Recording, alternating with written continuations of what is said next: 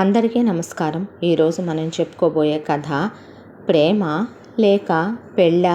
కథలోకి వెళ్ళబోయే ముందు మీరు కనుక మన ఛానల్ని ఫస్ట్ టైం చూస్తున్నట్లయితే తప్పకుండా మన ఛానల్ని లైక్ చేయండి, షేర్ చేయండి, సబ్స్క్రైబ్ చేయండి, బెల్ ఐకాన్ క్లిక్ చేసి ఆల్ అనే బటన్ని ప్రెస్ చేయడం మర్చిపోకండి.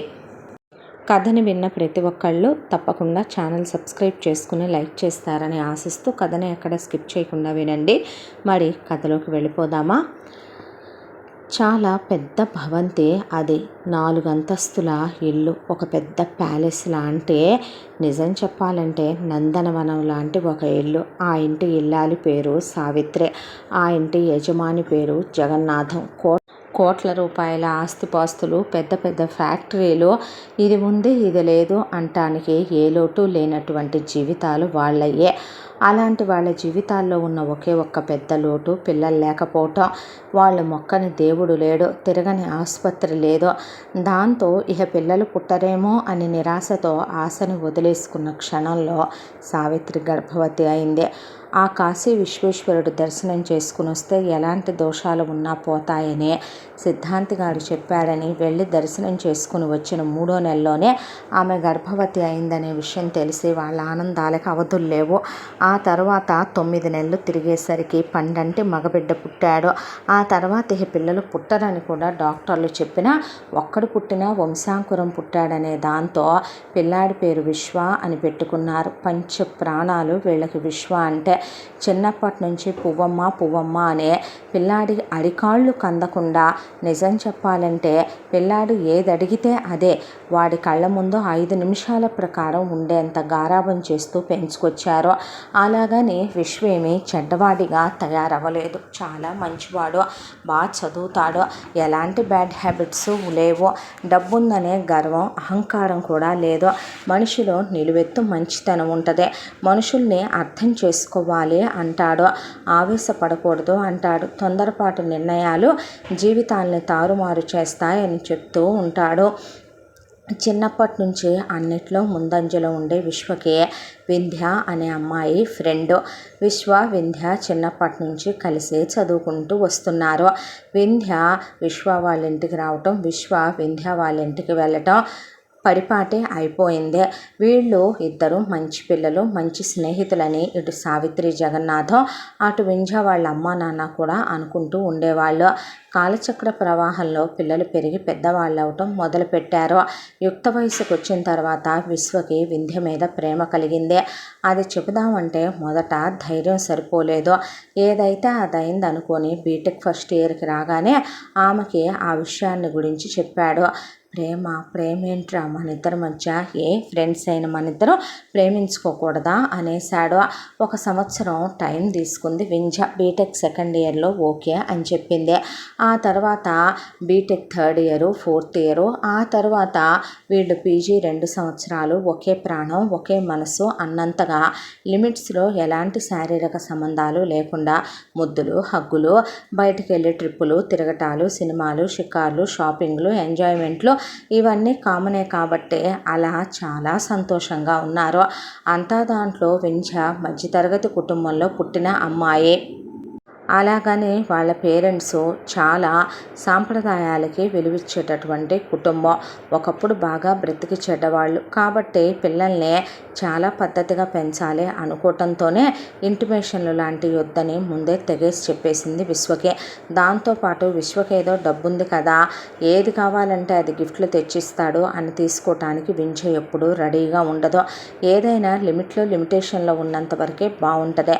ప్రేమైనా ఏదైనా అతిగా ఎప్పుడూ చేయకూడదు అనుకునే తత్వం. నాకు అది కావాలి కొనివ్వు, ఇది కావాలి కొనివ్వు అని కొనిచ్చేంత స్తోమత విశ్వకున్నా వింధ్య మాత్రం ఏ రోజు అతన్ని అలా అడిగేది కాదు.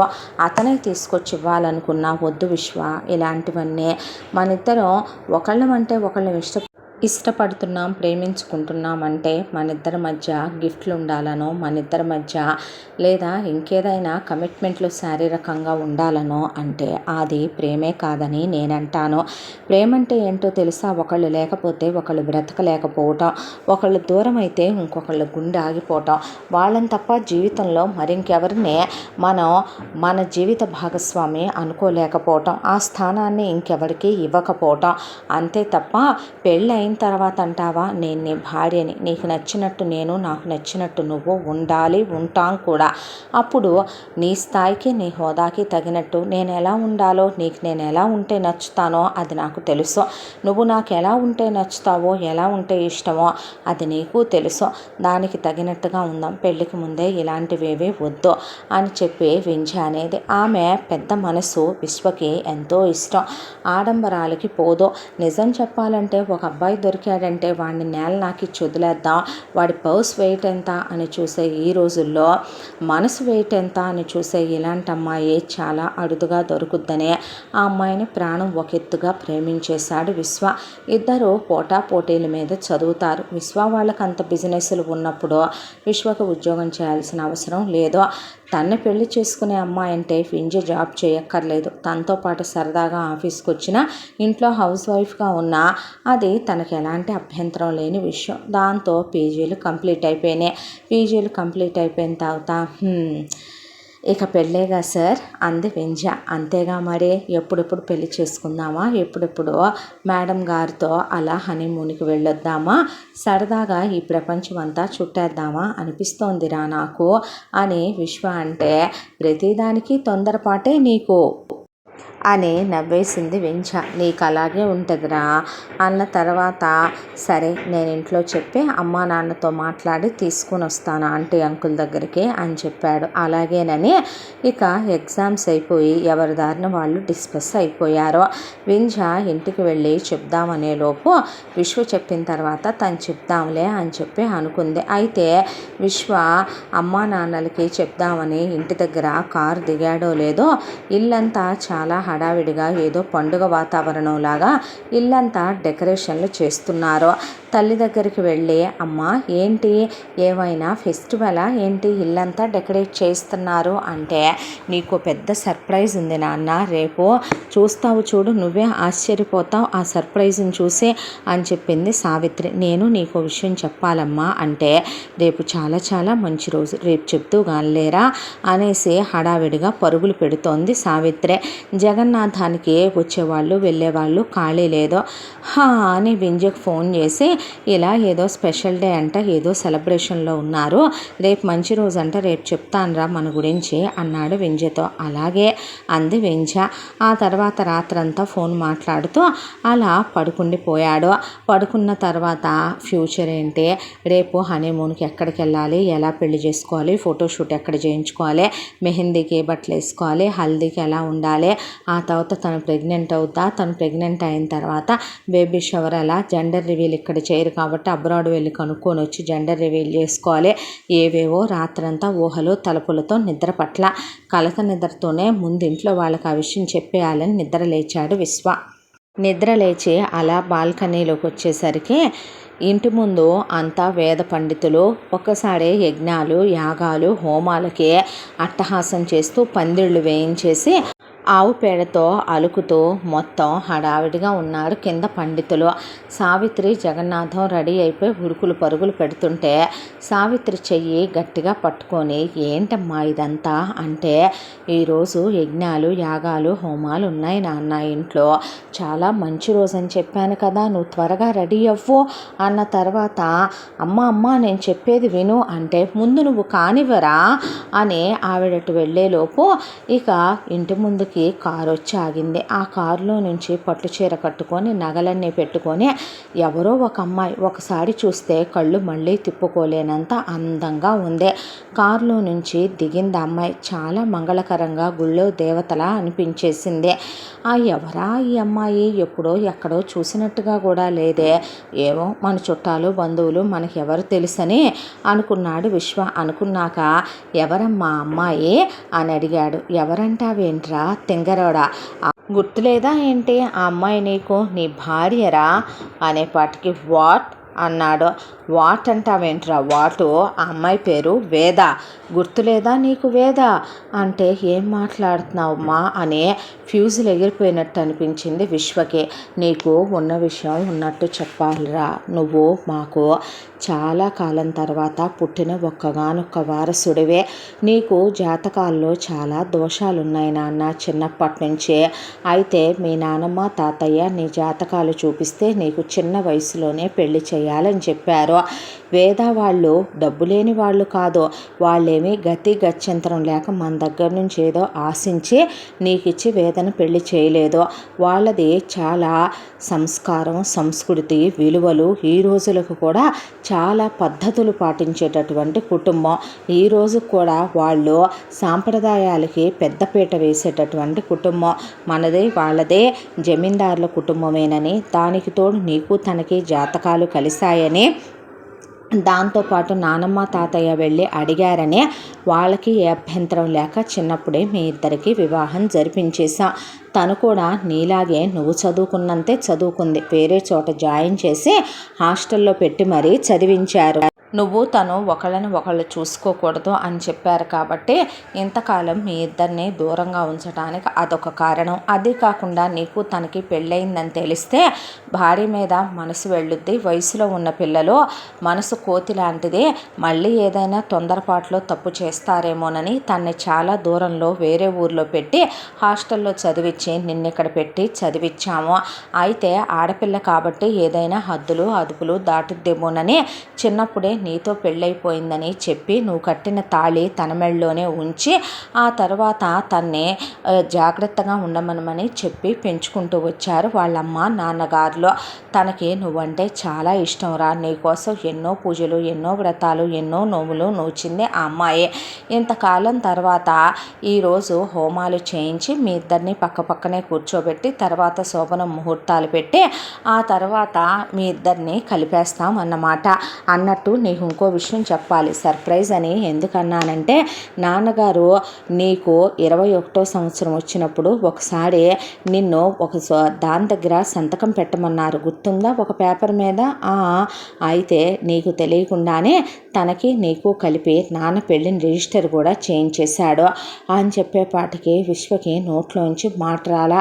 షాకులో బుర్ర గిరా గిరా గిరా గిరా తిరుగుతూ ఉండగా ఆ అమ్మాయి నువ్వంటే చాలా ఇష్టం, వాళ్ళందరూ వచ్చారు, ఎంతసేపు ఇంకా పట్టుబట్టలు అవి కొనిపెట్టాము, రెడీ అయ్యి ముందు కిందకి రా. అమ్మా నేను చెప్పేది వినమ్మా, నేను ఒక అమ్మాయిని. అబ్బా తర్వాత మాట్లాడుకోవచ్చులేరా, నువ్వు నీ గోల. అవును వింజరాలేదేంటి అనుకుంటూ కిందకి వెళ్ళిపోయింది. తను చెప్పేది వినకుండా సావిత్రి. దాంతో విశ్వకి మనిషి స్ట్రక్ అయిపోయాడు. ఏం మాట్లాడాలో అర్థం కాలేదు. కళ్ళల్లో నుంచి కన్నీరు కారుతుందా రక్తం కారుతుందా తెలియనట్టు తలుపులు వేసుకొని పేగులు తెగిపోయేలాగా పొగిలి ఏడ్చేశాడు. ఏంటిదంతా? ఆ అమ్మాయి మొహంలో చూస్తేనేమో అమాయకత్వం కనపడుతోంది, కల్లా కపటం లేనితనం కనపడుతోంది. నేనే భర్తనని ఇన్నేళ్లుగా ఎక్స్పెక్టేషన్స్ పెంచేసుకుందా ఏంటిదంతా? వాళ్ళ ఫ్యామిలీకి సాంప్రదాయాలు, ఛాందసవాదాలు ఎంత ఎక్కువ లేకపోతే అంత చిన్న పిల్లకి పెళ్లి చేసి దూరంగా పెట్టి నేననే దాన్ని అమ్మాయి లైఫ్లో ఉన్నానని చెప్పి పెంచారు. ఈ మంద చూస్తేనేమో నేను తొందరపడతానేమో, పెళ్ళా ఉందని తెలిస్తే నేను ఎక్కడెళ్ళి కాలు జారుతానేమోనని చెప్పలేదంటారు వీళ్ళిద్దరూ బుద్ధి లేని మంద. ఇప్పుడు ఏం చెయ్యాలి? వింజకి నేను అసలు ఏం సమాధానం చెప్పుకోవాలి? తన నా గుండెల్లో కొలువై ఉన్న దేవత. తన మీద నేను ఎన్ని ఎక్స్పెక్టేషన్స్ పెంచుకున్నానో, తను నా మీద ఎన్ని ఫీలింగ్స్ పెంచుకుందే. రాత్రంతా అసలు నాకు నిద్ర ఉందా? తనతో అక్కడ నేను ఫోటోషూట్ చేయించుకోవాలి, ఇలా డెస్టినేషన్ వెడ్డింగ్ చేసుకోవాలి, ఇలా రిసెప్షన్ చేసుకోవాలి, ఇలా హనీమూన్కి వెళ్ళాలి. పేరుకే పెళ్ళవ్వలేదు మా ఇద్దరికే. కల్లో నేను ఎన్నిసార్లు తనతో కాపురం చేసి ఉంటానో, ఎంతమంది పిల్లల్ని కనుంటానో. ఫిజికల్ అవ్వటమే ప్రేమ కాదని తనందని నేను ఆగాను, లేదంటే అందుకు కూడా నేను ఎప్పుడో సిద్ధపడే ఉన్నాను. తనకు ఆ కమిట్మెంట్ కూడా నేను ఇద్దామని అనుకున్నాను. తనే నన్ను దూరంగా పెట్టేసిందని ఇంతకాలం పాటు నేనే నొచ్చుకుంటూ ఉండేవాడినే. అలాంటిది ఇప్పుడు ఈ మాట తెలిస్తే అసలు తను బతుకుద్దా? ఇంతకాలం తను నిజాయితీగా ఉండాలి, నిప్పులాగా ఉండాలి అని అన్న అమ్మాయే ఇలా వీళ్ళు చేశారంటే అసలు తన గుండె తీసుకోగలుగుద్దా భగవంతుడా? ఏంటిదంతా? వింజకి దూరం అయ్యి వేరే అమ్మాయికి నేను ఆ ప్లేస్ ఇవ్వగలనా? వింజ ఎప్పుడూ అందే, ప్రేమంటే గిఫ్ట్లో, ప్రేమంటే కానుకలో ఇచ్చుకొని పుచ్చుకోవటం కాదు, ప్రేమంటే ఫిజికల్ రిలేషన్షిప్ కాదు, ఒకళ్ళు లేకపోతే ఒకళ్ళు బ్రతకలేకపోవటం, మన జీవితంలో మన అనుకున్న వాళ్ళకి తప్ప ఇంకొకళ్ళకి స్థానం ఇవ్వలేకపోవటం, వాళ్ళే లేకపోతే మన గుండాగి మనం పోవటం అనే. అలాంటిది వింజకేమైనా అయితే అసలు నేనెలా బ్రతుకుతాను తను లేకుండా అని పిచ్చి పట్టినట్టు అయిపోయింది. ఈలోపు తలుపులు బద్దలు కొట్టేసి జగన్నాథం కానివరా అని హడావిడి చేసేపాటికే రెడీ అయ్యాక రా అని భార్య పక్కన కూర్చుందో కానీ అని కిందకి తీసుకొస్తే ఆ అమ్మాయి అలా కళ్ళప్పగిచ్చి చూస్తూ ఉంటే ఆశీర్వాదం తీసుకోమన్నారు. విశ్వ కాళ్ళకి దండం పెట్టేసరికి అప్పుడు ఉలిక్కి పడ్డాడు ఆ అమ్మాయి స్పర్శతో. బాగున్నారా అల్లుడు గారు అనే వాళ్ళంతా. ఇదిగో వీళ్ళు వేద వాళ్ళ అమ్మగారు, నాన్నగారు, వేద ఇద్దరు చెల్లెళ్ళు, ఇద్దరు తమ్ముళ్ళు అని చెప్పి చూపిస్తే అసలు బుర్రంతా తల తిరిగిపోయినట్టు అనిపించింది. వాళ్ళు వాళ్ళ స్థాయిలు హోదాలకి తగినట్టుగా అల్లుడు కోసం కానుకలు అవి ఇవి అనే భారీ ఎత్తున తీసుకొని వచ్చారు. ఆ తర్వాత వేద పక్కన విశ్వని కూర్చోబెట్టారు. ఫోటోలు, వీడియోలు పెద్ద పెద్ద వాళ్ళని పిలిపించారు. పెళ్ళిని అఫీషియల్గా నాన్నందరి ముందు అనౌన్స్ చేసేయటం అయిపోయింది. ఆ తర్వాత హోమాలు, యజ్ఞాలు, యాగాలు, వ్రతాలు కంప్లీట్ అయిపోయినాయి. అయిపోయిన తర్వాత సావిత్రి, విశ్వ నువ్వు అమ్మాయి ఈ రోజు నుంచి ఒకే గదిలో పడుకోండి, పడుకోమన్నాను కదా అని తొందరపడి అమ్మాయి మీద చెయ్యి వేసేవో అనేసరికి వేద సిగ్గుపడి పక్క తిరిగిపోయింది. వాళ్ళ అమ్మ నాన్నలు అలా చూస్తూ నవ్వుతూ ఉండేసరికి పెళ్ళాం వచ్చింది కదా, ఇంకా అమ్మ కనిపిస్తుందా, మర్చిపోతావా అమ్మనే అనేసి నవ్వి అమ్మా అన్నాడు. అన్న తర్వాత అబ్బో వీటికేం తక్కువ లేదులే కానీ కాస్త ముహూర్తాలు పెట్టించిందాక ఆగాలి, త్వరలోనే ముహూర్తాలు పెట్టేస్తాము, సాంప్రదాయం ప్రకారం మీ అత్తగారింటి దగ్గర తొలి 3 మనుగుడుపులు అయ్యాక ఇక్కడ 3 రోజులు చేసుకొని అప్పుడు హనీమూన్లకి ఎడుదురుగానిలే అనేసి గదిలోకి పంపించారు. ఆ తర్వాత విశ్వ అలా మంచం మీద కూర్చున్నాడు, బట్టలు మార్చుకున్నాడు. మనసులో లేదో ఫోన్ నిండా ఒకవైపున విందే ఫోటోలే, పిచ్చెక్కేస్తుంది బ్రెయిన్కి, తల తిరిగిపోతుంది. ఎంత ప్రేమ వెలకట్టగలడా అసలు ఆ ప్రేమని తను ఎంతని చెప్పగలడో? ఆ అమ్మాయి నవ్వులు, ఆ అమ్మాయి మాటలు, ఆ అమ్మాయితో గడిపిన క్షణాలు. ఇటువైపున చూస్తే వేద తన భార్య మంగళసూత్రం కళ్ళకద్దుకోవటం, కాళ్ళకి దండం పెట్టడం అతనే సర్వస్వం అనుకుందని అర్థమైపోతుంది. నొసట్లో కుంకాలు, నాయన ఏంటిదంతా నల్లబూసలు వేయించారు వీళ్ళిందా బలవంతంగా, నొసట్లో కుంకం పెట్టించారు. పిచ్చి పట్టేస్తుంది విశ్వకి. వేద లోపలికి వచ్చి మంచానికి అటువైపున కూర్చుంది. విశ్వ ఏమీ మాట్లాడలేదు. నేనేమి మగాళ్ళతో మాట్లాడకూడదు అనేంత బెరుకు ప్రపంచంలో ఏమీ పుట్టి పెరగలేదులేండి, మీతో ఒక విషయం చెప్పాలి అనేసరికి విశ్వ అలా తిరిగి అమ్మాయి వైపు చూశాడు. నిజం చెప్పాలంటే భువనైక సౌందర్యం ఆ అమ్మాయిదే, ఆకాశం నుంచి భూమి మీదకి దిగొచ్చిన దేవతాస్త్రీనా అన్నట్టే అనిపించింది విశ్వకి. వేద వైపు చూస్తే చిన్నప్పుడు మీకు నాకు పెళ్ళయింది, మీరు నాకు గుర్తున్నారు, నేను మీకు గుర్తున్నానా, మీకు విషయం తెలుసా, మన చిన్నప్పుడు పెళ్ళైన ఫోటో ఇదే అని ఫోటోలు చూపించింది విశ్వకే. తీరా చూస్తే ఇద్దరికి 5 ఏళ్ళు కూడా ఉంటాయో ఉండవో, నా కర్మ, నా రాత, నా దరిద్రం అనుకున్నాడు విశ్వ. అనుకున్న తర్వాత ఇక ఆ రోజు నుంచి నువ్వే నా ప్రపంచం, నువ్వే నా లోకం, నువ్వే నా సర్వస్వం అనుకుంటూ పెరిగాను. అమ్మ నువ్వు బాగుండాలని, నీకేమీ కాకూడదనే అన్నదని నీకోసం ఎన్ని ఉపవాసాలు చేశానో, నిప్పులు తొక్కానో, మోకాళ్ళ ప్రదక్షిణలు చేశానో, నీకోసం కొండలే ఎక్కానో, దేవుడికి ఎన్ని ముడుపులే కట్టానో నాకే తెలుసు. నువ్వంటే నాకు చాలా చాలా ఇష్టం. మా ఇంట్లో నేను మాత్రమే పెద్ద చదువు చదివాను, నీతో సమానంగా నేను ఎంటెక్ చేశాను. దానికోసమని మా ఊళ్ళో 5వ తరగతి వరకు స్కూల్ ఉందని 6వ తరగతి వరకు నన్ను హాస్టల్లో పెట్టారు, అది గర్ల్స్ హాస్టల్లో. అక్కడి నుంచి చదువుకుంటూ పీజీ వరకు కంప్లీట్ చేశాను. మన జాతకాల్లో దోషాలు తొలగిపోవాలి అని ఎంత కోరుకున్నానో తెలుసా దేవుణ్ణే. నువ్వు కట్టిన తాళి ఎప్పుడూ నా గుండెల మీదే ఉంచుకునేదాన్నే, అందులోనే నిన్ను చూసుకుని చూసుకొని మురిసిపోయేదాన్నే. ఊహల్లోనే నేను నీతో కాపురం చేశాను, నిన్ను ప్రేమించాను, నువ్వే ప్రాణం అనుకున్నాను, నువ్వే ప్రపంచం అనుకున్నాను. నాకు నువ్వు తప్ప వేరే లోకం తెలియదు, నువ్వు తప్ప వేరే ప్రపంచం తెలియదు. అమ్మా నాన్నలు చెప్పారని కాదు, చాలామంది అబ్బాయిలు ప్రపోజ్ చేసినా మొహమాటం లేకుండా నేను ఖాళీగా లేనులే అని చెప్పి నవ్వేసేదాన్నే.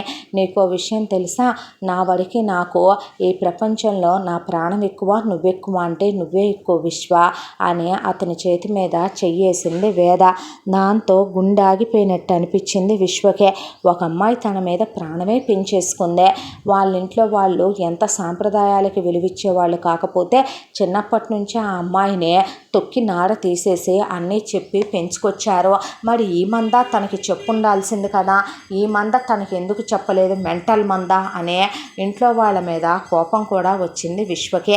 కానీ చేయగలిగింది ఏముంది, ఆ తర్వాత అలా మాట్లాడుతూ విశ్వని నువ్వేం మాట్లాడవే, నువ్వు చెప్తే వినాలనిపిస్తుంది చెప్పు అన్నాడు. అన్న తర్వాత తన స్కూల్ గురించి, కాలేజ్ గురించి, చదువుల గురించి, తన ఇష్టాల గురించి, అమ్మా నాన్నల గురించి, వాళ్ళకి ఇంకా ఉన్నటువంటి మూఢాచారాలు, మూర్ఖత్వాలు, సాంప్రదాయాలు, ఛాందసవాదాలు, విలువలు, వాటన్నిటి గురించి, కులాలకి, గోత్రాలకి, వంశాలకి ఎంత విలువలు ఇస్తారో చెప్పుకుంటూ అలా నిద్రలోకి జారిపోయింది వేద. ఆ తర్వాత విశ్వకి పిచ్చెక్కినట్టు అనిపించేసే ముందు బయటకు వెళ్ళి వింజకి ఫోన్ చేసుకున్నాడు. ఏమైందిరా, ఇందాక నుంచి అన్నిసార్లు ఫోన్ చేస్తే ఫోన్ లిఫ్ట్ చేయవేంటి అనేసరికి, ఇక నేను నీతో అర్జెంటుగా మాట్లాడాలి అనేసరికి, ఇప్పుడా అందే అంటే ఇప్పుడే అన్నాడు. అంటే సరే ఏమైంది అన్న తర్వాత విశ్వ ఆ రాత్రే బయలుదేరి ముందు ఎలా వెళ్తున్నాడో ఏంటో కూడా తెలియనంత స్పీడ్లో వెళ్ళి వింజను కలుసుకుంటే ఏమైంది విశ్వ అని అడిగితే జరిగిన విషయం చెప్పి మోకాళ్ళ మీద కూర్చుని వింజ కాళ్ళు వాటేసుకొని వెక్కిళ్ళు పెట్టి ఏడ్చాడు. ఏడ్చిన తర్వాత లే విశ్వను ముందు పైకి అంది వింజ కళ్ళల్లోకి చూడాలంటేనే భయం వేస్తోంది. నిప్పుల్ని తలపిస్తున్నాయి ఆమె కళ్ళు. గుండె బద్దలైపోతే మనిషి ఎలా ఉంటాడో వింజ అలా ఉంది. కళ్ళల్లోంచి ధారాపాతంగా కన్నీళ్లు కారిపోతున్నాయి, పెదాలు వణికిపోతున్నాయి, మనిషి కంపించిపోతోంది. దాంతో వింజ అంటే తాకొద్దురా నన్ను అనేపాటికి ఏం తప్పు చేశాననే నేను, తప్పు నువ్వు చేసావా, మీ ఇంట్లో వాళ్ళు చేశారా అనేది ఇప్పుడు మాటలు అనవసరం. మీ వాళ్ళకు అసలు బుద్ధి జ్ఞానం అనేది ఉందా? తెలిసి తెలియని వయసుల్లో పిల్లలకి పెళ్లి చేయటం ఒక తప్పు. వాళ్ళు యుక్త వయసుకు వచ్చిన తర్వాత ఆ విషయం వాళ్ళ దగ్గర దాయటం మరొక తప్పు. మనసులతో ఆడుకుంటారేంట్రా మీ ఇంట్లో వాళ్ళు? నీకే తెలియకుండా పెళ్లి రిజిస్టర్ చేయించటం ఏంటి? ఇప్పుడు నా మనసులో నువ్వే ఉన్నావురా, నోరు మూస్తావా ఇంకా? నువ్వే సర్వస్వం అనుకొని ఆ అమ్మాయి నీతో అంత మాట్లాడిందంటే ఆ అమ్మాయి కూడా మంచిదే అయి ఉంటుంది కదరా. ఇన్ని సంవత్సరాలు ఆ అమ్మాయికి చాలామంది చెప్పుంటారుగా అంత అందంగా ఉందంటే. ఒకవైపున వాళ్ళ ఫ్యామిలీ, మీ ఫ్యామిలీ లాంటి దరిద్ర ఫ్యామిలీ కాబట్టే కదా ఆ అమ్మాయిని ముందే నువ్వు అనేవాడివి లైఫ్లో ఉన్నావని చెప్పి పిచ్చిదాన్ని చేసి పెంచుకొచ్చేసారు ఆ అమ్మాయినే. ఇప్పుడు ఆ అమ్మాయి నీ మీద హోప్స్ పెంచుకొని నువ్వే సర్వస్వం అనుకొని నీతోనే జీవితం అనుకొని వచ్చిందంటే ఆ అమ్మాయి ఎలాంటిది అనుకోవాలి? ఆ అమ్మాయి బ్రతుకు మీద ఆ అమ్మాయికి ఆశలు ఉండవా? నువ్వు తప్ప ఆ అమ్మాయి జీవితంలో ఎవరూ లేరంటే ఆ అమ్మాయి నీ మీద ఎన్ని ఎక్స్పెక్టేషన్లు పెట్టుకొని ఉంటుంది. ఇప్పుడు మరొక ఆడదానికి సొంతమైన నిన్ను, ఆ అమ్మాయి గుండెల మీద తాళై వేళ్లాడుతున్న నిన్ను నేను చేసుకుంటే ఏమంటారో తెలుసా? నేను మాయ చేశాను, మోసం చేశాను, మోసగత్తెని వల్లో వేసుకున్నాను, మందు పెట్టాను, మత్తు జల్లాను, ప్రేమలోకి దించాను, డబ్బున్న వాడికి వలేసాను అని 100 రకాల మాటలు వస్తాయి. ఇప్పుడు నువ్వు పెళ్ళైన మగాడివే, మీ ఇంట్లో వాళ్ళైనా మా ఇంట్లో వాళ్ళైనా ఇప్పుడు ఏమంటారో తెలుసా? ఫస్ట్ ఒక పెళ్ళైన మగాడి జీవితంలోకి నేను రావటాన్ని ఈ ప్రపంచము, మీ ఇంట్లో వాళ్ళు ఎవ్వరూ హర్షించరు. మా ఇంట్లో వాళ్ళు నువ్వు ఇప్పుడు అలా ఒక అమ్మాయి జీవితంలో ఉందని తెలిసి ఆ అబ్బాయి జీవితంలోకి నువ్వు మరో భార్యగా వెళ్ళటం అంటే అదంత తప్పనే అంటారు మా అమ్మ నాన్నలు కూడా. నా మనస్సాక్షి కూడా దీనికి విరుద్ధమని నీకు తెలుసు. ఇప్పుడు ఆ అమ్మాయి నీ భార్య స్థానంలోకి నేను రావాలనుకోవట్లేదు. ఒక అమ్మాయి ఆశల్ని, కలల్ని నేను చిదివేయాలనుకోవటం లేదు. ఒక ఆడది ఉండాల్సిన ప్రదేశంలో పంచుకోవాల్సిన పక్కనే నేను పంచుకోవాలనుకోవట్లా, తాళి నేను పంచుకోవాలనుకోవట్లా, నిన్ను నేను పంచుకోవాలనుకోవట్లా. మర్చిపో విశ్వ, ఇక్కడే ఇప్పుడే ఈ వెంచర్ మర్చిపో, అది నీ వల్ల అవుద్దా అన్నాడు. అయినా అవ్వకపోయినా నువ్వు ఇంకొకళ్ళని నీ జీవితంలోకి ఆహ్వానిస్తావా? ఆహ్వానించకపోతే ఇలాగే ఉంటానురా, ఇలాగే ఉంటా, నీ జ్ఞాపకాలతోనే బ్రతుకుతా. నువ్వు మాత్రం జ్ఞాపకాలతో బ్రతుకుతావు, నేను మాత్రం ఉండాలి. ఎందుకంటే నా లైఫ్లో వేరే ఎవరూ లేరు విశ్వ. నీ లైఫ్లో అయితే వేద ఉంది కదా, చెప్పకపోవటం మీ వాళ్ళ తప్పు. దాంట్లో వేద తప్పేముందే? వేదనే నిన్ను వాళ్ళు కలవనిచ్చారా? ఫోన్లు ఏమైనా చేసుకొనిచ్చారా? ఆ అమ్మాయి ఎన్నో ఆశలతో నీ జీవితంలోకి వచ్చిందనే కదా అర్థం. అంత మాట్లాడిందంటే, అంత చెప్పిందంటే, నువ్వు బతకాలని, నువ్వు బాగుండాలని అన్ని వ్రతాలు అన్ని నోములు చేసిందంటే ఆ అమ్మాయి ఏమందో విన్నావుగా నువ్వు. నన్ను ప్రేమించే భర్త నాతో జీవితాంతం ఉండాలి, అలాగే నువ్వు ఆరోగ్యంగా ఉండాలి, నువ్వు సంతోషంగా ఉండాలి, మీ అమ్మ నాన్న సంతోషంగా ఉండాలని మెట్టినింటి గురించి కోరుకుంది ఆ అమ్మాయి. అలాంటి అమ్మాయి జీవితాన్ని నేను నాశనం చేసే లేని వినాశనాన్ని నేను కొని తెచ్చుకోలేను. ప్లీజ్ నన్ను మర్చిపో అని అక్కడి నుంచి వెక్కిళ్ళు పెట్టి ఏడ్చుకుంటూ ఆఖరిసారని విశ్వని కౌగిలించుకొని, ఇందులో స్వార్థం లేదు, ద్రోహం లేదు అనే నీ లైఫ్ నువ్వు సంతోషంగా గడుపని నుదురు మీద ముద్దు పెట్టి అక్కడి నుంచి వింజ వెనక్కి తిరిగి చూడకుండా వెళ్ళిపోయిందే. ఆ తర్వాత విశ్వకు అసలు బ్రెయిన్ పని చేయలేదు. ఇంటికి వచ్చాడో ఒకవైపున చూస్తేనేమో వేద అదని ఇదని మాటలు చెప్తున్నా ఏది బ్రెయిన్లోకి వెళ్ళట్లేదు. ఈలోపు మీ శోభనానికి ముహూర్తాలు పెట్టించామయ్యా అని చెప్పి అమ్మ అత్తగారు వాళ్ళు ఫోన్ చేశారని చెప్పేసరికి ఇక ఇక్కడి నుంచి అక్కడికి బయలుదేరి దించారు. అక్కడికి బయలుదేరి దించితే ఏదైతే అదైందే. వేదకి ఈరోజు చెప్పేయాలి, ఆ ఫస్ట్ నైట్లోనైనా మనసులో వింఛను పెట్టుకొని తను ఎట్టి పరిస్థితుల్లో కూడా వేదతో లైఫ్ షేర్ చేసుకోవటం అనేది జరగని పని అనుకున్నాడు విశ్వ. అయితే వెళ్ళగానే హారతిచ్చి లోపలికి రమ్మన్నారు.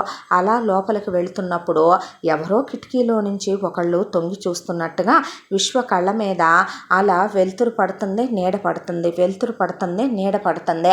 విశ్వ అలా చూసేసరికి వాళ్ళు కిటికీ మూసేసి లోపలికి వెళ్ళిపోయారు. వెళ్ళిపోతే వేదని, వేద ఎవరక్కడ అని అడిగితే, ఓ ఆవిడ మా మేనత్త సుభద్ర. ఏంటి ఆవిడ అలా చూస్తున్నారు నన్ను అంటే, నీకు తెలియదులే విశ్వ, కొన్ని ఇక్కడ చాలా వింతలు విశేషాలు విడ్డూరాలు ఉంటాయి మా ఇంట్లో. చెప్పానుగా, సంస్కృతులు సాంప్రదాయాలు మూఢనమ్మకాలు ఛాందసవాదాలు ఎక్కువనే. మా అత్తయ్యని సాంప్రదాయబద్ధంగా పెంచి పెద్ద చేశారు. ఆ తర్వాత మా మేనమామకిచ్చి వివాహం జరిపించారు. వాడు పరమ నీచుడు. అత్తయ్యని కొట్టి తిట్టి ఉంపుడు గత్తెలతో తిరిగి వ్యసనాలకు బానిసై నరకాలు పెడుతుంటే తట్టుకోలేని అత్తయ్య ఇక్కడికి వచ్చి పుట్టింటి దగ్గర గోడు వెళ్ళబోసుకుంది. అయితే అది విని ఆమెని ఓదారుస్తారనుకొని ఆ పిచ్చిది భ్రమపడి వచ్చింది. భ్రమపడి వచ్చి జరిగిన విషయమంతా మా నాన్నకి, తాతయ్యకి, అమ్మమ్మకి, మా అమ్మ వాళ్ళకి చెప్పింది.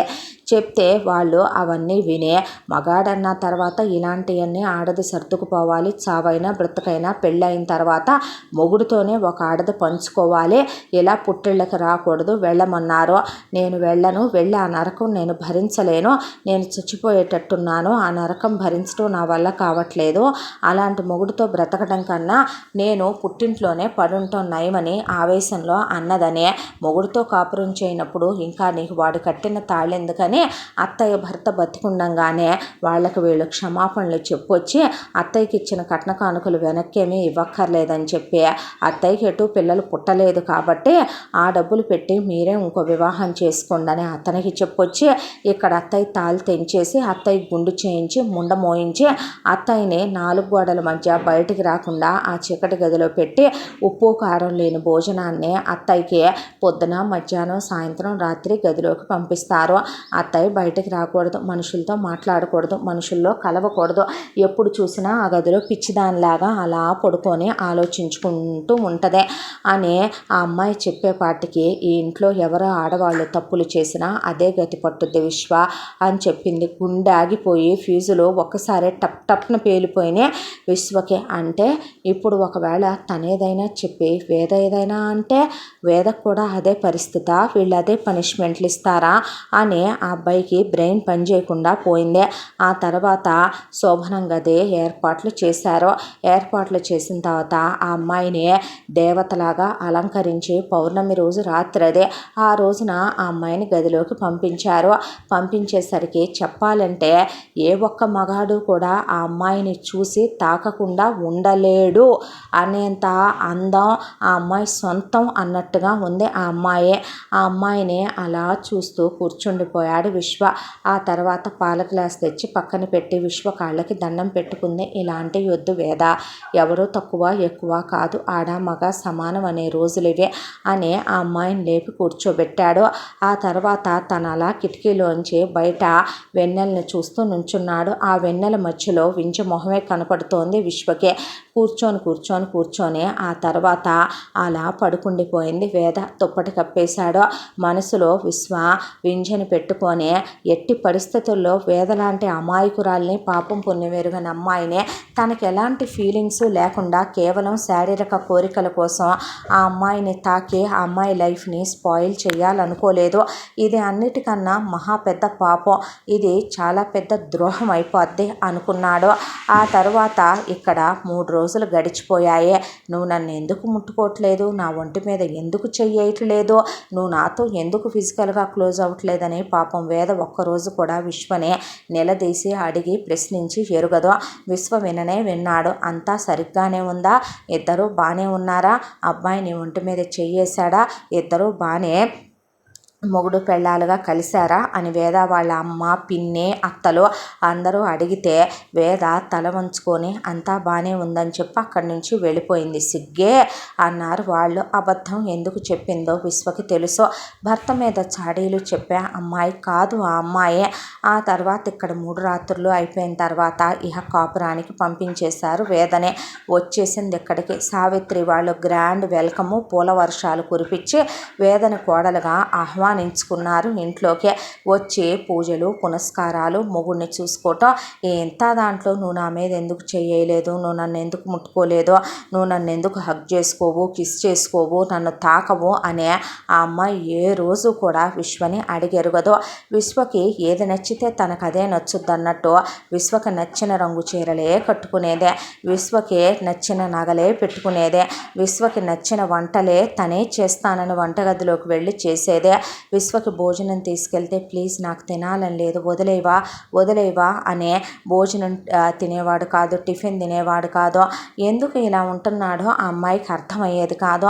ఆ తర్వాత విశ్వ కళ్ళ ముందు ఒక అమ్మాయి మెళ్ళో తాళేసుకొని అతనే సర్వస్వం అనుకొని తిరగటం, మరొక వైపున వింజ ఫోన్ చేయటం మానేసింది. చేసినా ఎత్తట్లేదు. అదొక హింస అయిపోయింది. దాంతో వింజతో ఉన్నటువంటి ఎన్నో మధురానుభూతులు, ఎన్నో మధుర స్మృతులు, కాలేజ్ దగ్గరికి వెళ్ళాడు, క్లాస్ రూమ్ దగ్గరికి వెళ్ళాడు, పిచ్చోళ్ళలాగా ఊరంతా వాళ్ళు తిరిగిన ప్లేసెస్ అన్నీ తిరిగి వచ్చాడు. మనసు మాట వినట్లేదు. అలా అని వేదమని తను తాకలేకపోతున్నాడు, మాట్లాడలేకపోతున్నాడు, కూర్చోలేకపోతున్నాడు. నిజం చెప్తే వేద ఈ విషయాన్ని వాళ్ళమ్మ నాన్నకి చెప్తే వాళ్ళమ్మ నాన్నేమో వేదని తను బ్రతికుండగానే తాళి తెంచి విధమని చేసి వాళ్ళ ఇంట్లో కూర్చోబెట్టి ఆ అమ్మాయికి లైఫ్ టైం శిక్షేస్తారు. ఆ అమ్మాయి ఫ్యూచర్ స్పాయిల్ అయిపోద్ది. పోనీ తనమ్మ నాన్నకి చెప్దామంటే తనకు ఆల్రెడీ పెళ్ళైపోతే ఇంకా ప్రేమలు అంటున్నాడని వింజా వాళ్ళ ఇంటి మీదకి వెళ్ళి ఈ మంద ఏ దరిద్రపు గోల్ చేస్తారో, మాట అంటే అసలే వింజా వాళ్ళు పడరు అనే దాంతో అటు ఇటు 2 వైపులా ఏమీ చెప్పలేని విశ్వ మధ్యలో నలిగిపోతూ, ఎవరైనా ఫ్రెండ్స్ ఎప్పుడైనా బర్త్డే పార్టీలని ఏదైనా అంటే 1 or 2 పెగ్స్ తాగటమే. అది ఎక్కువ తాగటం కూడా తనకు నచ్చదు. స్మోకింగు అసలు నచ్చదు. ఒక మగాడు కూడా 2 ఆడవాళ్ళ మధ్య ఇంత నలిగిపోయి నరకం అనుభవిస్తాడా భగవంతుడా? నా జీవితంలో ఎందుకయ్యా ఇవన్నీ, నా బ్రతుకునే ఎందుకు ఇలా చేశావు అనే మనిషి తలకిందులైపోయి ఈ నరకం భరించలేక పిచ్చి పట్టేలా ఉందని చెప్పి స్మోకింగ్కి, డ్రింకింగ్కి అలవాటైపోయాడు విశ్వ.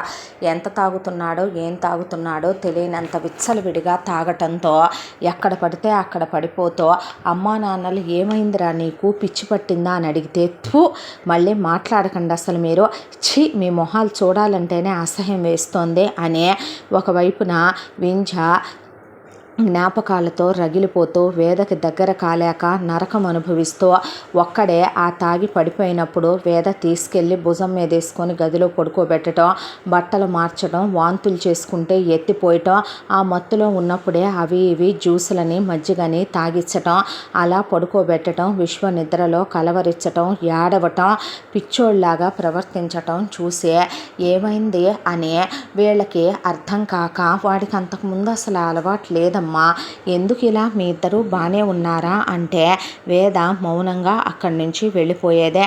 అయితే వీళ్ళు బాగానే ఉన్నప్పుడు మరి వాడు ఎందుకు అలా తయారయ్యాడు, ఏం జరిగిందండి అని సావిత్రి అంటే వాడెవరికి చెప్తున్నాడే ఏం జరిగిందనేదే అని ఒకవైపున జగన్నాథం. ఇలా రోజులు గడిచిపోతూ నెలల కాలం గడిచిపోకుంటూ వెళ్ళిపోయింది. ఇలా ఒక 3 నెలల కాలం గడిచిపోయిన తర్వాత ఒక రోజున విశ్వ ఫోన్కి ఫోన్ వచ్చింది. ఫోన్ వస్తే వింజ ఫోన్ చేసింది. వింజ ఫోన్ చేస్తే విశ్వ ఫోన్ లిఫ్ట్ చేశాడు. ఏమే, నేను అసలు పొయ్యాను అనుకున్నావా, ఉన్నాను అనుకున్నావా, ఒక ఫోన్ కూడా నాకు చేయకూడదా, నేను చేస్తే ఎత్తకూడదా, ఏంటే ఇల్లు కూడా ఖాళీ చేసి మారిపోయారంట, ఇంటి దగ్గరకు వచ్చినా కూడా ఇంట్లో లేరు, ఏం చేద్దాం అనుకుంటున్నావు, నన్ను బతుకుండగానే తగలేద్దాం అనుకుంటున్నావా, నన్ను ఎందుకు ఇలా నరకం పెడుతున్నావు నన్ను అనేపాటికి అప్పుడే వేద విశ్వ కోసం జ్యూస్ తెచ్చిందల్లా కాలు గడప బయట ఆగిపోయి తలుపు పక్కన నిలబడిపోయిందే. ఒక మగాడు ఎవరితో అంత చనువుగా మాట్లాడతాడు, తల్లితో, చెల్లితో, అక్కతో, బామ్మలతో, లేదంటే కజిన్ సిస్టర్లతో, భార్యతో, అది ఏమీ కాదంటే ప్రేయిస్తోనా, అదేమీ కాదంటే ఏం జరుగుతుంది అనేసరికి ఎందుకు నువ్వు నాకు కనీసం ఫోన్ అన్నా చేయలేదు వింజా అని వెక్కిళ్ళు పెట్టి ఏడ్చాడు. నేను నిన్ను వెంటనే కలవాలన్నాడు. ముందు నేను చెప్పేది వినరా అంటే నేను వినను, నేను నిన్ను కలిసేంత వరకు నువ్వు చెప్పేది విననని అప్పటికప్పుడు లేచి సరేరా కలుద్దామని వింజ అందని బయలుదేరిపోతే వేదకి మనసులో లేదు, ఇంట్లో అత్త మామ లేరు. దాంతో జ్యూస్ గ్లాస్ అక్కడ పడేసి తను కూడా వెనకాలే ఒక ఆటోని ఫాలో అవ్వమని చెప్పి వెళ్ళింది. అదొక లోన్లీ ప్లేసు. వింధ్య విశ్వ కలిస్తే విశ్వ వెళ్ళి వింధ్యని గట్టిగా కౌగిలించుకున్నాడు. కౌగిలించుకొని ఆమెను పట్టుకొని వెక్కిళ్ళు పెట్టి ఏడ్చేశాడు. భర్త అలా పరాయ ఆడదాన్ని పట్టుకొని ఏడవటం చూసిన వేద బిత్తరపోయింది. ఆ తర్వాత వింజని మొహమంతా ముద్దులు పెట్టుకున్నాడు విశ్వ. పిచ్చి పట్టిందా విశ్వ అని వింజ వెనక్కి తోసేసిందే. ఎందుకే నన్ను నరకం పెడుతున్నావు, ఎన్నాళ్ళు ప్రేమించుకున్నామే, ఎన్నేళ్ళు ప్రేమించుకున్నామే, మన ప్రేమని ఎలా మర్చిపోయావే నువ్వు అంటే ప్రేమని మర్చిపోవటమా, అది నేను బ్రతికుండంగా జరగదు విశ్వ. అలా అని నీ జీవితంలోకి వచ్చిన నీ భార్య అనే అమ్మాయికి నువ్వు ద్రోహం చేసే ఆ స్థానం నాకు ఇస్తే నేను ఉంపుడు గత్తెనవుతాను, నీ భార్యని అవ్వను. ఏమనుకుంటున్నావురా, ఇటు నన్ను అటు తన్ని ఇద్దరిని మేనేజ్ చేసి మెయింటైన్ చేద్దామనా, నేనంత లో క్లాస్ ఫెలోనే అయితే గనక, అంత చీప్ ఫెలోనే అయితే గనక తన్నే అక్కడ అనుభవిస్తూ నిజాలు తెలియకుండా నీకు నిజాలు చెప్పకుండా తాళి కట్టి అమ్మా నాన్నకి ఇష్టం లేదని ఒక ఇంట్లో నిన్ను పెట్టి డబుల్ గేమ్ ప్లే చేసేవాడినే. ఇలా పిచ్చి వెధవలా తయారవ్వను.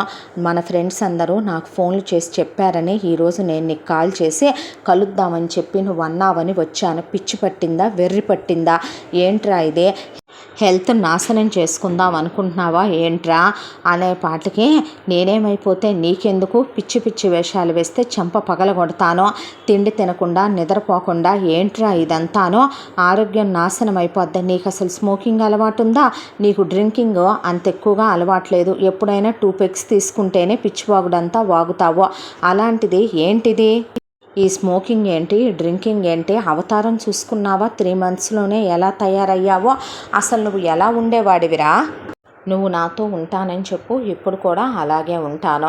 మరి వేదన ఏం చేద్దాం అదే ఆలోచిస్తున్నాను వింధ్య. వేద వాళ్ళ ఫ్యామిలీ ఏంటో తెలుసా, వాళ్ళ మేనత్త సుభద్రనే ఇలా భర్త ఉండగానే విధవని చేసి తాళి తెంపి గుండు కొట్టి ఇంట్లో ఉంచేశారు.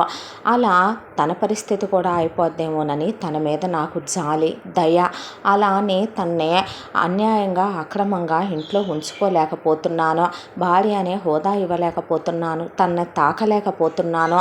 తనతో నేను మనస్ఫూర్తిగా ఉండలేను. ఎందుకంటే నా మనసంతా నువ్వే ఉన్నావు. ఎన్ని సంవత్సరాల ప్రేమ రామందే, ఒకే ప్రాణం అన్నట్టుగా ఒకే మనసు అన్నట్టుగా బ్రతికేసిన తర్వాత తెలిసి తెలియని వయసులో పెళ్లి చేయటం వీళ్ళ తప్పు. ఆ పెళ్లి చేసినప్పుడు వేదకి చెప్పినట్టు వీళ్ళు నాకు కూడా చెప్పి చచ్చి ఉండొచ్చు కదా. చిన్నప్పటి నుంచే నీ లైఫ్లో నీ వైఫ్ ఉంది, తను వేరే చోట ఉంటుంది అని. పోనీ అది చెప్పినా నేను నీ లైఫ్లోకి వచ్చి నీ లైఫ్ స్పాయిల్ చేసి ఉండేవాడిని కాదు కదే. అటు ఇటు ఎటు కాకుండా నన్ను మధ్యలో నుంచోపెట్టేశారు. ఇప్పుడు తన లైఫ్కి నేనే సమాధానకర్తనా అనిపిస్తోంది. చాలా మంచి అమ్మాయి, పోనీ చెడ్డదా, పోనీ తన మీద ఏదైనా నిందలు వేసి గెంటేయటానికి నన్ను అర్థం చేసుకోదా అంటే నిజం చెప్పాలంటే నాకు నచ్చిన కలర్స్ ఏవో తనకి తెలుసు.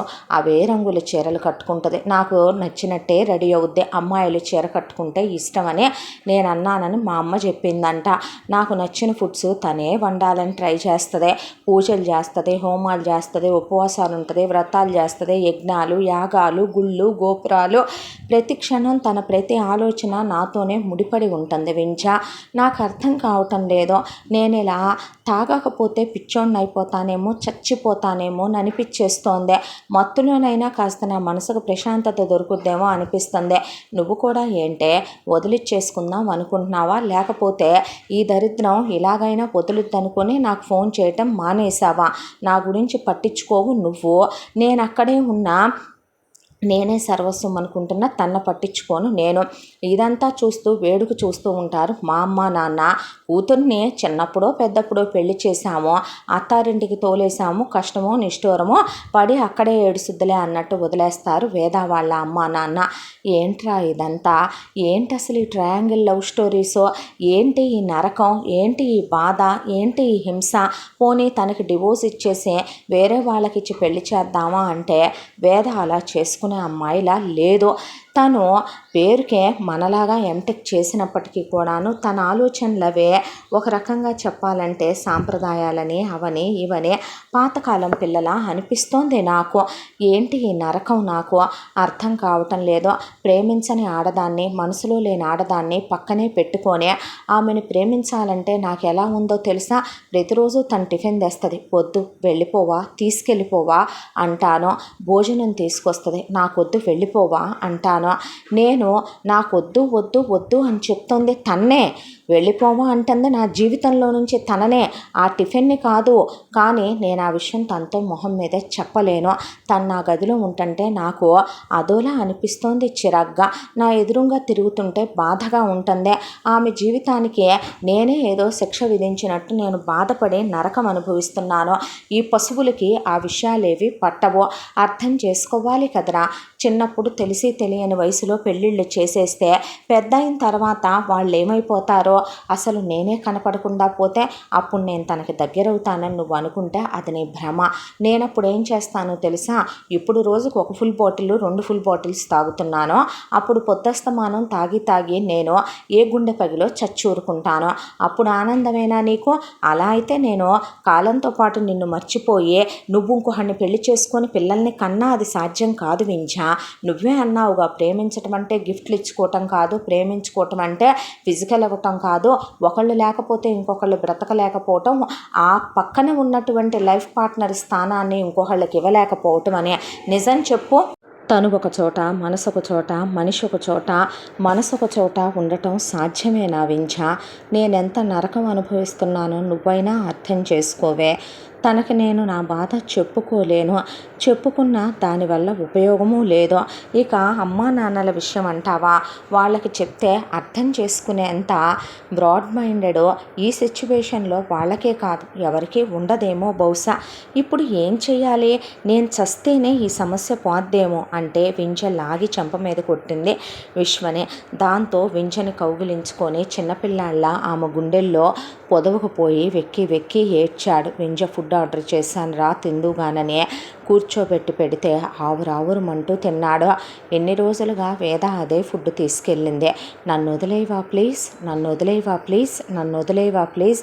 వదలమందే ఫుడ్డును కాదు, తనని వదలమందే. వేద, నువ్వు నన్ను వదిలే అనే మాట అలా చెప్పాడనమాట తన భర్త. ఏమని అర్థం చేసుకోవాలి దీన్నే? ఆ తర్వాత కాసేపటికే దగ్గరికి తీసుకొని ఓదార్చి పడిపడి విధాలు చెప్పినా వినకపోతే, నువ్వు రోజు నాతో ఫోన్లో మాట్లాడకపోతే నేను గుండె పగిలి చచ్చిపోతానని ప్రమాణాలు చేయించుకొని అక్కడి నుంచి విశ్వ ఇంటికి బయలుదేరితే గుండెల్లో బద్దలైపోయేంత దుఃఖం వస్తుంటే అక్కడే మోకాళ్ళ మీద కూర్చుని ఆ పక్కనే చెట్టుకేసి తల కొట్టుకొని ఏడ్చింది వేద. ఇన్ని సంవత్సరాల్లో నేను మరో మగాడిని ఎరగను. అమ్మా నాన్నలు నా మనసునే విశ్వే నీ భర్త అని చెప్పి ఒక చట్రంలో బంధించేశారు. ఎవరి మీద నాకు ఊహల్లో కూడా ఆ తలంపు వెళ్ళి వెరుగదు. ఇప్పుడు నా బ్రతికేంటి అసలు? నేను మనసులో లేనంటున్నాడు తను. నేను అసలు తనకిష్టం లేదంటున్నాడు. నా మీద జాలితో దయతో నన్ను పక్కన ఉంచుకుంటున్నానంటున్నాడు. జాలి దయ ప్రేమని కలిగిస్తాయా? ఆ అమ్మాయి వెళ్ళిపోయినా చస్తానంటున్నాడు కానీ తనతో కలిసి ఉంటానంటలేదు. ఆ అమ్మాయి చెడ్డది కాదు కదా పాపం. కాబట్టేగా ఎంతగా చెప్తోంది ఆ వింజ కూడాను. తన భర్త తప్పని తప్పుడు వాడని ఎలా అంటదే? నిజమేగా, చిన్నప్పుడెప్పుడు జరిగిన పెళ్ళి తనకి గుర్తుండాల్సిన అవసరం లేదు. 5 ఏళ్ల వయసులో జరిగిన సంఘటన. ఆ సంఘటనని గుర్తుపెట్టుకొని అతను ఇంకొకళ్ళని ప్రేమించకుండా పెళ్లి చేసుకోకుండా ఉండటానికి ఇంట్లో వాళ్ళేమైనా తనకి చెప్పినట్టు అతనికి చెప్పారా? చెప్పలేదు. అతని జీవితంలోకి భగవంతుడే ఆ అమ్మాయిని పంపించాడు. ప్రాణం ఒక ఎత్తుగా ఆ అమ్మాయిని ప్రేమించేశాడు. ప్రేమ వాళ్ళిద్దరిది, పెళ్ళి మా ఇద్దరిదే. ఒకవైపున మనసులో తన్ని పెట్టుకొని నన్ను మలినం చేయకూడదని ఇంకా అతను నన్ను శారీరకంగా కలుషితం చెయ్యలేదు. లేదంటే ఇంకో మగాడు నిజంగానే డబల్ గేమ్ ప్లే చేసి ఉండేవాడు కదో. తన్ని పెళ్లి చేసుకొని ఓ ఫ్లాట్లో పెట్టి నన్ను ఇంట్లో పెట్టి గేమ్ ప్లే చేస్తే ఎంతసేపు బ్రతుకులు ఏమైపోయి ఉండేవి? వాళ్ళ గొప్పతనాన్ని అర్థం చేసుకోవాలా? లేక తన బ్రతికేంటనేదే అర్థం కాని ఒక ప్రశ్నలా మిగిలిపోయిందనే తనే ఏదైనా చేసుకొని పోవాలా? ఈ ప్రశ్నకి సమాధానం ఏంటసలు అనే పిచ్చిదానిలాగా అలా నడుచుకుంటూ వచ్చేసింది ఇంటికే. వచ్చిన తర్వాత అప్పటికే విశ్వ రావడం, వచ్చిన విశ్వ గదిలో మూలకి వెళ్ళిపోయి బాల్కనీలో వింజతో ఫోన్ మాట్లాడుకోవటం విని నిర్లిప్తగా అనిపించి వెళ్ళి దేవుడి గదిలో కూర్చుండిపోయిందే. దుఃఖం గుండెల్లో నుంచి ఎంతైతే ఉందో అంతా నేను ఏడ్చేయగలిగితే చాలనే భగవంతుడి పాదాల మీద పడి ఏడ్చి సొమ్మసిల్లిపోయిన తర్వాత అత్త మామ వచ్చినట్టున్నారు. వాళ్ళ ధోరణి వాళ్ళదే. తిన్నారు, వెళ్ళి గదిలో పడుకున్నారు. ఆ తర్వాత లేచి వెళ్ళే కాస్తో కూస్తో తమ ఇంట్లో బాబాయ్ భార్య పిన్ని ఉంటుంది. చదువుకుందే, సంస్కారం తెలివితేటలున్నాయి. తనకైనా చెప్తే ఏదైనా సలహా చెప్పుద్దేమో పెద్దదిగా ఈ సమస్యకని వెళ్ళి వేద ఫోన్ చేసిందే. వాళ్ళ పిన్ని ఫోన్ ఎత్తితే, పిన్ని ఇప్పుడు నేను నీకు చెప్పబోయే విషయం నువ్వు ప్రాణం పోయినా అమ్మతో కానీ నాన్నతో కానీ అన్నావంటే నన్ను చంపుకు తిన్నంత ఒట్టే. ఈ విషయం నీలోనే ఉండిపోవాలంటే ఏంటే అని అడిగిందే. ఇలా విశ్వ లైఫ్లో వింధ్య అనే మరొక అమ్మాయి ఉందని, తను నాకు దగ్గర కాలేకపోతున్నాడని, తను నన్ను తాకలేదని, ప్రేమించింది నేనే తప్ప తను నన్ను ప్రేమించలేదని, అసలు తన మనసులో నా మీద ఆ ఉద్దేశం కలగట్లేదని, ఆ అమ్మాయిని మర్చిపోతే గనక నాతో ఈ పాటికి అతను బాగుండేవాడని, ఆ అమ్మాయిని వెళ్ళి కలిసి ఫోన్లో మాట్లాడుతున్నాడని, ఆ అమ్మాయిని కలిసి వచ్చాడని, నా చేత్తో పెట్టినా తింటలేదని, నేను ఎదురొచ్చినా చూసి తట్టుకోలేకపోతున్నాడని తన గోడుని వెళ్ళబోసుకుంటే ఎంత విన్న వాళ్ళ పిన్ని ఏమిటి వాడి లైఫ్లో ఇంకోటి ఉందా? అసలు అదెలా పెళ్లి చేసుకుంటుంది? అదెలా పెళ్ళామవుద్ది? దాందేముందే? ఒక మగాడు పెళ్ళాం బ్రతికుండగానే, పెళ్ళాం పక్కనుండగానే పెళ్ళాం జడెత్తి పట్టుకున్న దాన్ని కూడా చూస్తాడు. ఇలా చూసిన ప్రతిదానికి మొగుడిని అప్పచెప్పుకుంటా పోతావా ఏంటే? పిచ్చేమైనా పట్టిందా? లీగల్గా మీ ఇద్దరు పెళ్ళి ఇలాంటివి జరుగుతాయనే ముందెత్తు ఆలోచనతో వాళ్ళ నాన్న రిజిస్టర్ చేయించాడు, మీ నాన్న రిజిస్టర్ చేయించాడు. వాళ్ళిద్దరిది ప్రేమే, మీ ఇద్దరిది పెళ్ళి కదూ. ఇలాగే వాగుతాళ్లే. కొన్నాళ్ళు పోయిన తర్వాత నీ అందం, నీ చదువు, నీ తెలివితేటలు మన ఇంట్లో ఏ ఆడపిల్ల ఆడపిల్లలు చదవనంత నిన్నెందుకు అంత చదివిచ్చింది, దూరంగా హాస్టల్లో పెట్టి 6వ తరగతి నుంచే నువ్వంటే వాడికి ఇష్టం కలగాలని కదో సంగీతం నేర్పించాం, డాన్స్ నేర్పించాం, అన్నీ నేర్పించింది ఎందుకట, వాడి మనసును దోచుకోవాలని కదో. నువ్వు కూడా ఒక అడుగు ముందుకు వెయ్యాలి. అలా వాడిని వదిలేసి ఊరుకుంటావా ఏంటి? మగాడన్న తర్వాత ఆడదానికి లొంగిపోకుండా ఉంటాడా? ఎంతవాడైనా కాంతదాసుడే. ఎంతమందిని చూడలేదు ఇంతకన్నా పెద్ద పెద్ద మాటలు చెప్పిన వాడిని, అది ఎదురుగా కనపడుతుంది కదా. అసలు ఈ విషయం గురించి ఎవరికి ఎందుకు చెప్పకుండా ఉండాలి? మీ అమ్మా నాన్నలకి చెప్తే మొత్తం మన బెటాలియన్ అంతా వచ్చి వాళ్ళ అమ్మా నాన్నని జాడిచ్చి మొత్తం కలిసి వెళ్ళి దాని ఇంటి మీద పడితే దాని అమ్మా బాబుల్ని 4 దులుపులు దులిపి దాన్ని వీధిలో పెట్టి 4 కడుగుళ్ళు కడిగితే అదే ఊడెదులు పెట్టి పాడిపోద్దే. చచ్చినట్టు వీడిని కాళ్ళు పట్టుకోక వేరే గతి ఉంటుందా? మహా అయితే గనక 1 నెల 2 నెలలు ఓ సంవత్సరం దూరం పెడతాడు.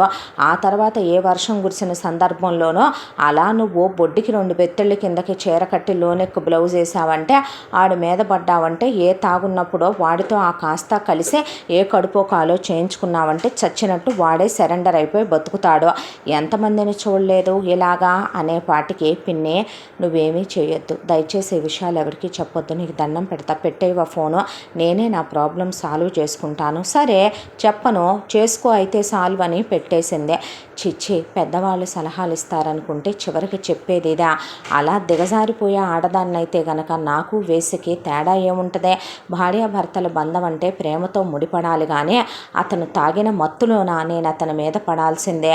వింజ ప్రమాణం చేయించుకోగానే తాగుడు మానేశాడు విశ్వ. స్మోకింగ్ జోలికే వెళ్ళట్లేదు విశ్వ. ఆమెతో వింజతో ఫోన్లో మాట్లాడుతూ తను తినమంటే తింటున్నాడు, రోజు వెళ్ళి కలిసి వస్తున్నాడు. ఈ చిత్రహింస నరకం భరించటం తన వల్ల కావట్లేదు వేదకే. తన బాధ ఎవరికి చెప్పుకోవాలి? ఇలా 3 నెలల కాలం గడిచిపోయింది. ఈ 3 నెలల కాలంలో వేదకు కూడా అసహ్యం వేసింది జీవితం మీద. ఇదొక పెళ్ళి, అతనొక భర్త, నేనొక భార్యనే, ఎందుకు 3 మనసులతో ఆడుతున్న ఆటేమో అనిపించేసింది ఆమెకిదే. తన బాధ ఎవరికైనా చెప్పుకోకపోతే గుండె పగిలి చచ్చిపోతానేమో అనుకున్న క్షణం ఫోన్ చేతిలోకి తీసుకుందే. అందులో ఉన్న కాంటాక్టు ఒక్కటే దేవ్ గుర్తొచ్చాడు. మనసంతా అతలాకుతలం అయిపోయిందే. ఒక్కసారి తన ప్రాణం, తన సర్వస్వం అయిన ప్రాణ స్నేహితుడు ఫోన్ చేసి మాట్లాడాలి అనుకుందే. అనుకునే దేవ్కి ఇన్ని రోజుల తర్వాత ఆ రోజు కాలేజ్ అయిపోయిన లాస్ట్ డే వెళ్తున్నానని బాయ్ చెప్పిన తర్వాత మళ్ళీ ఈరోజే ఫోన్ చేయటం అనే ఫోన్ చేతిలోకి తీసుకునే తనతో కాసేపు మాట్లాడితే మనసు ప్రశాంతంగా ఉంటుందేమో. తన బాధ, సంతోషం, ఇష్టాలు అన్నీ తెలిసిన ఒక్కడు దేవ్ అని ఫోన్ తీసుకొని దేవ్కి డయల్ చేసిందే. ఆ ఫోన్ కాలు అలా వెళ్ళిందో లేదో చీకటి గదిలో ఇన్ని నెలలుగా పిచ్చోళ్ళ గడ్డాలు పెంచేసుకొని అసలు స్మోకింగ్ డ్రింకింగ్ అంటే వాసన కూడా పడని దేవ్ ఎన్ని పెట్టెలు సిగరెట్లు తాగుతున్నాడో, ఎన్ని బాటిల్స్ మందు తాగుతున్నాడో లెక్క లేకుండా సన్నగా అయిపోయి పీక్కుపోయి గడ్డాలు పెరిగిపోయి పిచ్చోళ్ళ తయారైపోయే మనిషి చాలా పెద్దది నిలువెత్తు ఫోటో వేదదే పెట్టుకొని అలా ఆ ఫోటో ముందు పడిపోయి ఉన్నాడు. ఒక్కసారిగా ఆ చీకటి గదిలో ఫోను బ్లింక్ అయ్యి దాని మీద వేద అని పడేసరికి ఆ ఫోన్ చేతిలోకి తీసుకొని వణుకుతున్న చేతులతో హలో అన్నాడు. నేన్రా వేదని అనేసరికి ఒక్కసారిగా తల విదిల్చుకొని లేచి వేద నువ్వా అన్నాడు. గొంతు ఎక్కడో లోలో వస్తోంది దేవ్దే. ఎలా ఉన్నావు అని అడిగిందే. ఇంతకీ నువ్వెలా ఉన్నావురా అని అడిగితే నేను నీతో మాట్లాడాలి దేవ్ అని గొంతు జీరపోయింది వేదదే. నేను నిన్ను కలవాలి అందే. అంటే అలాగే ఇప్పుడే బయలుదేరుతాను, ఎనీథింగ్ సీరియస్ అన్నాడు. అంతకన్నా ఎక్కువే అనుకో అనేసరికి సరే వస్తున్నాను, నేను రాగానే నీకు ఫోన్ చేయనా అన్నాడు. అలాగే దేవ్, త్వరగా రావా, నీకోసం ఎదురు చూస్తూ ఉంటాన్రా అని చెప్పింది. వేద ఎందుకు రమ్మందో ఏంటో ఇప్పుడు కారణాలు అనవసరం, కానీ వేద రమ్మంది, వెళ్ళాలి అంతే, మరో క్వశ్చనే లేదు దాని గురించి అనే దేవ్ మంచం మీద నుంచి లేచి గబగబా ఫ్రెష్ అయ్యాడు. వెంటనే కార్ కీస్ తీసుకుని కొన్ని బట్టలు బ్యాగ్లో పడేసుకుని కొంత క్యాషు కార్డ్స్ చూసుకొని ఫోన్ చేతులు పట్టుకుని వెంటనే కార్ చాలా ఫాస్ట్గా డ్రైవ్ చేసుకుంటూ వేద ఉండేటటువంటి ఊరికి బయలుదేరిపోయాడు దేవ్. ఇంతటితో ఈ కథ మొదటి భాగం పూర్తే. ముగింపు భాగంతో మళ్ళీ కలుసుకుందాం. తప్పకుండా మన ఛానల్ని లైక్ చేయండి, షేర్ చేయండి, సబ్స్క్రైబ్ చేయండి, బెల్ ఐకాన్ క్లిక్ చేసి ఆల్ అనే బటన్ని ప్రెస్ చేయడం మర్చిపోకండి. ఇంత మంచి కథని మనకు అందించిన కథ రచయిత్రి జె. యామిని శ్రీనివాస్ గారు. ఇలాంటి ఎన్నో మంచి మంచి కథలు వినాలంటే ఛానల్ని తప్పకుండా సబ్స్క్రైబ్ చేసుకోవటం మర్చిపోవద్దు. ముగింపు భాగంతో మేము ముందుకు వస్తాను. Thank you.